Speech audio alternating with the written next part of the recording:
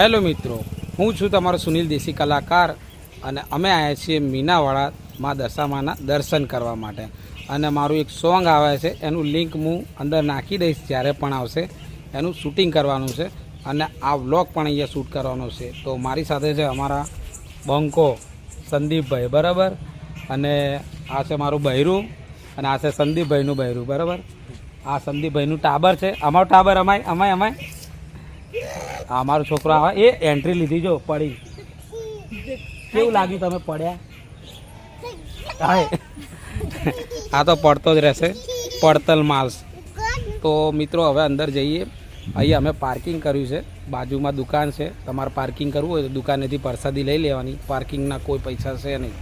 તો ચલો પ્રસાદી લઈ લઈએ, મળીએ.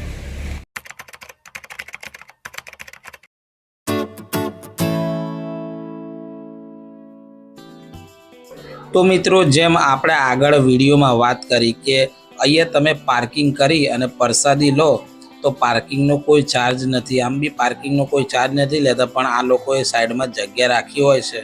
તો તમારું ગાડીની ધ્યાન રહે, બાઇક હોય, એક્ટિવા હોય કે રિક્ષા હોય કે ગાડી, કંઈ પણ જાતનું તમારું સાધન હોય, તમે અહીંયા પ્રસાદી લઈ અને મૂકી શકો છો. તો મિત્રો, અમે પ્રસાદી લઈ લીધી છે અને અમે કેવું છે કે ઊંધા રસ્તેથી આવ્યા હતા. અમે ગૂગલ મેપના સહારે આવ્યા હતા. તો કેવું થયું કે ગૂગલ મેપના સહારે અમે મેન રોડની જગ્યાએ ખેતરવાળા રસ્તેથી આવ્યા. હવે મેં કીધું છે ભાઈ માતાજી લાવે એ રસ્તેથી જઈએ હવે. અને હું બહુ વર્ષો પહેલાં આવેલો હતો, લગભગ 10-15 વર્ષ પહેલાં. તો મને કંઈ ખબર નથી, ગૂગલ મેપ ચાલુ કરીને આવ્યા હતા પાછળના રસ્તેથી. તો પહેલાં રિક્ષા મૂકી દીધી અને પછી અમે બજારમાં ફરવા નીકળ્યા. કેમ કે મારે દશામાના સોંગનું શૂટિંગ પણ કરવાનું હતું, તો મારે ક્લિપ પણ લેવાની હતી. તો બજારનું એ પણ બધું આપણે શૂટિંગ કર્યું અહીંયા. કેમ કે સોંગની અંદર કેવું છે કે જો કોઈ વિડીયો ઉઠાવી અને કોઈ યુટ્યુબમાંથી ઉઠાવીને જો હું મૂકું તો કોપીરાઇટ આવે. તો એના કરતાં ચલો મા દશામાના આપણે દર્શન પણ કરી લઈએ. અને મારા વાઈફને પણ દર્શન કરવા હતા, તો મારા છોકરાને પણ દર્શન કરાવી દીધા. અને સાથે મારો એક મિત્ર હતો સંદીપ, અને એની વાઈફને જોડે લઈને આવ્યો હતો. તો એ લોકોને દર્શન થઈ ગયા. તો સરસ મજાનું આયોજન કરીને અમે અહીંયા આવ્યા હતા, બરાબર. અને જે લોકોને કદાચ મીનાવાડાનો થોડો ઘણો ઇતિહાસ ના ખબર હોય તો હું એમને પણ આ ઇતિહાસ કહી દઉં કે અહીંયા કઈ રીતે માતાજી આવ્યા અને કઈ રીતે આટલા ચર્ચામાં મીનાવાડા ગામ છે અને દશામાનું ધામ છે. તો ચલો શરૂ કરીએ. તો મિત્રો, મીનાવાડા ગામ એ ખેડા જિલ્લામાં આવેલું છે અને આ કહાનીની શરૂઆત થાય છે 1995માં. આ ગામમાં મણિભાઈ ચૌહાણનું ફેમિલી રહેતું હતું અને એની દીકરીનું નામ હતું શારદા, જેમને અત્યારે સૌ શારદામાં તરીકે, દશામાના ભુવાજી તરીકે માતાજીને ઓળખે છે. તો મિત્રો, 1995 એક એવો સમય હતો જ્યારે દશામાની જે કહાની જે તમે અત્યારે સાંભળી રહ્યા છો, લોકોને વ્રત કરતા જોઈ રહ્યા છો, એવું ઓછું હતું. મીન્સ કે જે મોટા લોકો હોય એ લોકો જ આના વ્રત કરતા હતા. અને શારદામાની ઉંમર બહુ ઓછી હતી. 15 થી 16 વર્ષની ઉંમરમાં એમને દશામાનું વ્રત કરવાનું મન થયું હતું. તો એને એમના ઘરે વાત કરી, પણ ઘરે એમને સ્પષ્ટ ના પાડી દીધી કે વ્રત કરવા માટે તારી ઉંમર અત્યારે ઓછી છે.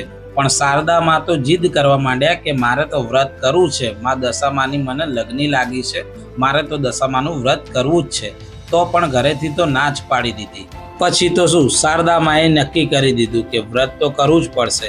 પછી એમને આજુબાજુમાં જ્યાં પણ દશામાં બેસાડેલા હતા તે એમને વ્રતની શરૂઆત કરી.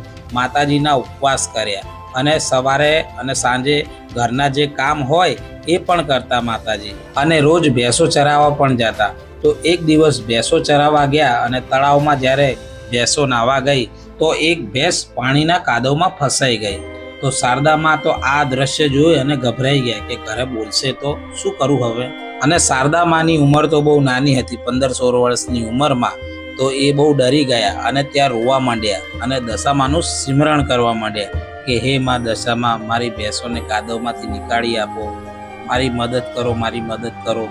તો દશામાં શારદામાનો પુકાર સાંભળીને તરત આવી પહોંચ્યા અને શારદામાને દર્શન આપ્યા. દશામાને જોઈને શારદામાં તો ખુશ થઈ ગયા અને દશામાએ કાદવમાંથી આ ભેંસને પણ બહાર નીકાળી આપી. તે પછી મા દશામાએ કહ્યું કે બોલ શારદા, તારે શું જોઈએ છે? ધન દોલત બોલ, શું જોઈએ છે? શારદામાએ કહ્યું કે મારે કંઈ નહીં જોતું, તમે હંમેશા મારા જોડે જ રહો એવી હું તમને પ્રાર્થના કરું છું. તો મા દશામાએ કીધું કે મારે આખા જગતનું કલ્યાણ કરવાનું હોય છે, એટલે હું તારા જોડે ના રહી શકું. પછી શારદામાં એ સાંભળીને ઉદાસ થઈ જાય છે. એટલામાં તો મા દશામાં ત્રિશુલ અને ચૂંદડી આપે છે કે લે બેટા શારદા, આ હંમેશા તારા જોડે રાખજે, હું તારા જોડે જ રહીશ અને આની સ્થાપના જ્યાં પણ કરીશ ત્યાં મારી સ્થાપના થઈ જશે. પછી માં શારદામાં ત્રિશુલ અને ચૂંદડીથી માતાજીની સ્થાપના કરે છે અને ત્યારબાદ માં દશામાં સૌને પરચા પૂરવા માંડે છે અને અમુક લોકો કસોટી લેવા પણ આવે છે, પણ એમને પણ માતાજી પરચા પૂરે છે.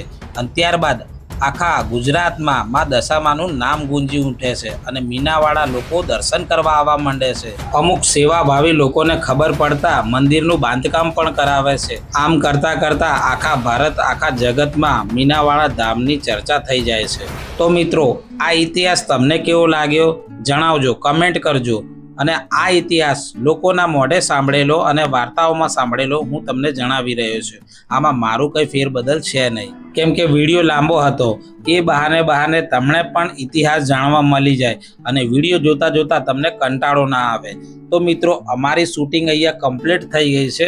અમે દર્શન કર્યા અને શારદામાના દર્શન કરવા જતા હતા, પણ અત્યારે બપોરનો ટાઈમ હતો એટલે ઊંઘવાનો ટાઈમ હતો, તો એ ઊંઘ્યા હતા. એટલે હવે આપણે મંદિરે દર્શન વર્શન કરી અને નીચે અંદર તમે સીડીઓ જેવી ઉતરશો ત્યાં ભોજનાલય પણ છે. ત્યાં તમે 30 કે 40 રૂપિયામાં જમવાનું મળી જાય, જેમાં પૂરી, શાક, દાળ, ભાત આ રીતનું ખાવાનું હોય છે. તો તમે જો જાઓ તો માતાજીની પ્રસાદી લેવાનું ના ભૂલતા.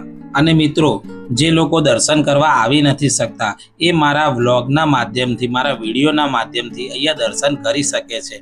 અને જો તમારી ઈચ્છા હોય તો મા દશામાં એકવાર તમને જરૂર મીનાવાળા બોલાવશે. તો મિત્રો, આ સીડીઓમાંથી તમે ઉતરી અને ભોજનાલય તરફ જઈ શકો છો, જેની ટિકિટ એક વ્યક્તિની 40 રૂપિયા છે. તો જો તમે આવો અને હોટલમાં ખાવાનું વિચારતા હોય એના કરતાં માતાજીનો પ્રસાદ લેતા રહેજો, તો સંચાલનને પણ તકલીફ ના પડે. અને અહીંયા નીચે પણ નાનકડું બજાર છે જ્યાં તમે વસ્તુની ખરીદી કરી શકો છો. એમાં લેડીઝનું વસ્તુઓ છે, જેમ કે ચેન, દોરા, બુટ્ટી, બરાબર, કંકુ છે. પછી આની અંદર રમકડા મળી જશે તમને અને ફોટોગ્રાફી માટે જગ્યાઓ પણ છે અહીંયા. તો અહીંયા નાનો સ્ટુડિયો પણ છે જેમાં તમને ફોટા મૂકી અને મીનાવાળાનું બેકગ્રાઉન્ડ બદલીને આપવામાં આવશે, તો તમને એની યાદગીરી રહે. તો મિત્રો, જે અમારું સોંગનું અમે શૂટિંગ કરવા આવ્યા હતા ત્યારે વરસાદ બહુ હતો અને વાદળા છાયેલા હતા અને મારા ફેસ ઉપર લાઇટ જ નથી આવતી, એટલે તમે જોઈ શકો છો એકદમ બ્લેક ચહેરો છે. અત્યારે તો યુટ્યુબ ઉપર આખું સોંગ આવી ગયું છે, વ્લોગ મેં લેટ નાખ્યો છે, બરાબર. તો તમે યુટ્યુબની અંદર સર્ચ કરશો મારી ગાડી મારા બંગલા બધું તારું છે દશામાં સુનિલ દેશી કલાકાર, તો આવી જશે. અને અમારી YouTube channel Shri Mahakali digital search કરશો તો એમાં પણ આ સોંગ તમને મળી જશે. તો મિત્રો, આ વ્લોગને તમે લાઈક, શેર અને કમેન્ટ કરી દેજો અને આગળ મોકલજો. મા દશામાં સૌનું ભલું કરે. જય મા દશામાં.